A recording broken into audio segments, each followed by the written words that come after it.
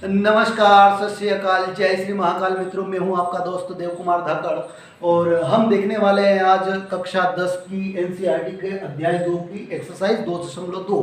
मित्रों, पिछली कुछ वीडियो में हमने पिछले कुछ चैप्टर को कवर किए हैं और हम आज से कोशिश करेंगे कि रेगुलर वीडियोस अपलोड की जाए। तो मित्रों, स्टार्ट करते हैं और एक्सरसाइज 2.2 में हमारे पास पहला प्रश्न है x² - 2x - 8। तो हमें इसमें करना है पहले गुणनखंड और उसके बाद हमको शून्यक निकालना है, जीरोस निकालना है। तो मित्रों, स्टार्ट करते हैं। तो पहले हमको ये देखना होगा कि इसके गुणनखंड करें तो कैसे करें।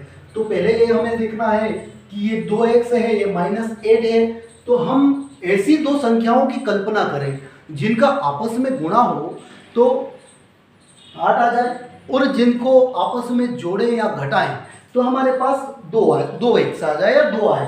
तो हम ऐसी दो संख्याओं की कल्पना यदि करें तो हम यहाँ पर देखें कि यदि मैं 3 और 4 का आपस में गुणा करता हूँ तो 3 चौक 12 आता है।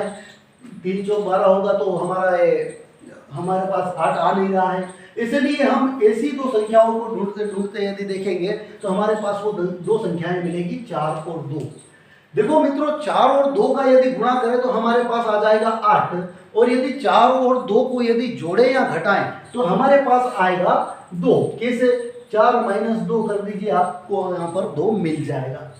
तो हम यहाँ पर वो दो संख्याएं किस प्रकार से व्यवस्थित रूप से लिखें इसको देखते हैं। तो हम यहाँ पर x² एज इट इज यहाँ पर लिखेंगे और उसके बाद यहाँ पर माइनस, क्योंकि यहाँ पर माइनस था और उसके बाद हमें लिखना है 4 और 2। ये केवल मैंने आपको रफ कार्य बताने के लिए किया है, आपको फेयर कॉपी में ऐसा नहीं लिखना है। आपके नोट्स बना रहे हैं तो किसी कोने पर लिख सकते हैं। उसके बाद हमें यहाँ पर 4 - 2 लिखा है, ब्रैकेट क्लोज करना है। यहाँ पर x, क्योंकि हमने मित्रों तोड़ा किसको है, तोड़ा हमने इसको है, तो इसी के स्थान पर ये संख्याएं हम लिखेंगे। यदि हमने इसको जोड़ा होता तो हम 4 + 2 = 6 लिखते। अगर यहाँ पर 6 होता तो हम कंडीशन देखेंगे और कंडीशन के अनुसार गुणनखंड करेंगे। अब मित्रों यहाँ पर देखते हैं, यहाँ पर -8 एज इट इज आ जाएगा।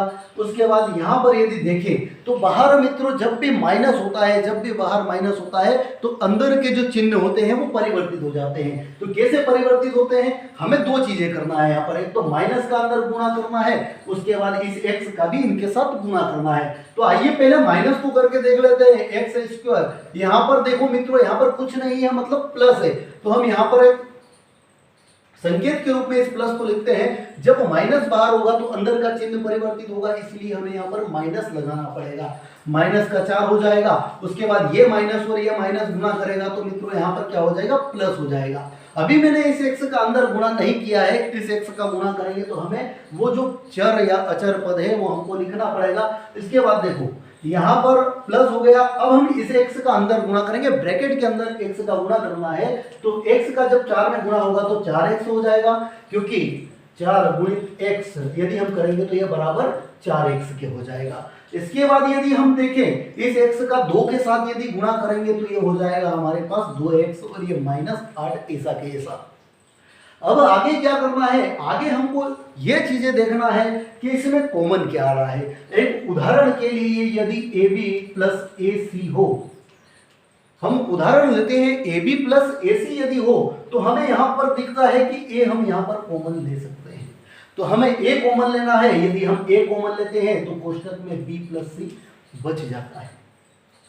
इसी प्रकार से यदि हम यहाँ पर कॉमन लेने की कोशिश करेंगे तो वो चीजें देखना है जो इन दोनों में हो और इन दोनों में हो। यहाँ पर हमें ऐसी चीजें कॉमन कौन सी मिलेगी? कॉमन लेने वाली कंडीशन में हमको मित्रों यहाँ पर यह देखना है कि यहाँ पर कॉमन क्या आ सकता है। देखो यहाँ पर 2x कॉमन तो आ नहीं सकता है, क्योंकि यहाँ पर 2 होना जरूरी है। देखो यहाँ पर अगर कॉमन लेना हो तो हम कॉमन लेंगे x।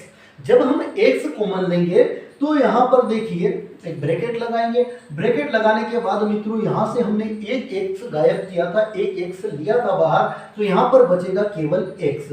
क्योंकि मित्रों यहाँ पर यदि x की घात 1 माने, यहाँ पर x की घात माने, गुणा में दोनों घातें जुड़ती है और जब x अलग होता है तो घातें अलग अलग हो जाती है।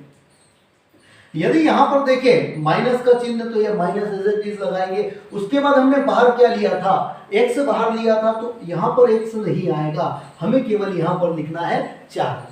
अब इसके बाद यदि देखें यहाँ पर क्या है, प्लस है, और यहाँ पर कॉमन क्या ले सकते हैं। कॉमन लेने वाली कंडीशन में हमको ये देखना है कि इस साइड का पद और इस साइड का पद दोनों बराबर आना चाहिए। में भी पॉसिबल कई कंडीशन ऐसी होती है कि दोनों साइड के पद बराबर नहीं आते हैं, लेकिन उन सवालों में हम अलग तरीके से ट्रिक्स लगाएंगे।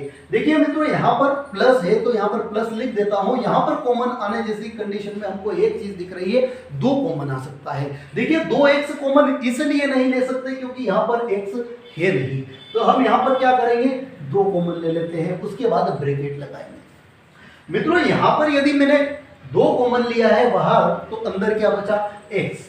और यदि बात करूं यहां से मैंने 2 बाहर निकाला था, तो हमको यहां पर ये नहीं लिखना है कि 2 बाहर निकाल लिया तो यहां पर 6 लिख दूं, गलत। यहां पर हमको ऐसी कंडीशन में ये करना है कि 8 में आप जो कॉमन ले रहे हो बाहर उसका भाग दे दो, आपको मिल जाएगा आपका आंसर 4। तो हमें यहाँ पर माइनस का चिन्ह लगाना है, यहाँ पर 4 लिख देंगे। देखो मित्रों, यहाँ पर अगले सवाल जब हम करेंगे तो यहाँ पर कंडीशन बनेगी कि यहाँ पर माइनस आ जाए, और यदि हम ब्रैकेट के बाहर माइनस लेंगे तो हमें क्या है, अंदर का चिन्ह परिवर्तित करना पड़ेगा। ये चीज आप ध्यान रखिएगा। अब देखिए यहाँ पर हमारे पास x माइनस 4 और x माइनस 4 2 पद आ गए हैं, और एक आ जाएगा x प्लस 2। तो हम इन दोनों को कैसे मिलाकर लिखेंगे, इस x को लिया, इस 2 को लिया, x प्लस 2 हो जाएगा।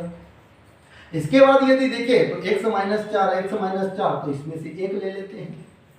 बात थी हमारी जीरो फाइंड करने की, शून्यक निकालने की, तो यहां पर अब हम शून्यक निकालने की स्थिति में हैं। कैसे हैं हम देखते हैं। अब हम यदि यहाँ पर देखें तो x प्लस 2 और x माइनस 4 हमारे पास यहाँ पर आए हैं। अब इनसे 0 कैसे निकालेंगे, इनके बराबर में 0 रख दीजिए। कैसे, x प्लस 2 है, इसके बराबर में हम क्या रखेंगे, 0। यदि x का मान फाइंड करना है, x की वैल्यू फाइंड करना है, तो हमें क्या करना पड़ेगा, x को इधर रखना पड़ेगा। उसके बाद इस 2 को किधर ले जाना पड़ेगा, नदिया के उस पार, मतलब बराबर के उस पार हमको ले जाना पड़ेगा। किसको, 2 को। हम 2 को उस पार ले जाते हैं तो देखिए मित्रों, जो यदि कोई संख्या है बराबर के उस पार जाती है तो चिन्ह चेंज हो जाता है। कैसे, यहाँ पर अगर ये प्लस का है तो उधर जाएगा तो ये क्या हो जाएगा, माइनस का 2 हो जाएगा। अब यहाँ पर देखिए मित्रों, हमारे पास x की वैल्यू क्या आ गई, -2, मतलब हमारा एक शून्यक निकल कर आया है। यदि हम आगे देखें x माइनस 4 के बराबर में यदि 0 लगाकर देखेंगे हम इसको, अगर x माइनस 4 के बराबर में यदि 0 रखते हैं तो x बराबर ये माइनस का 4 बराबर के उधर जाके प्लस का 4 हो जाएगा।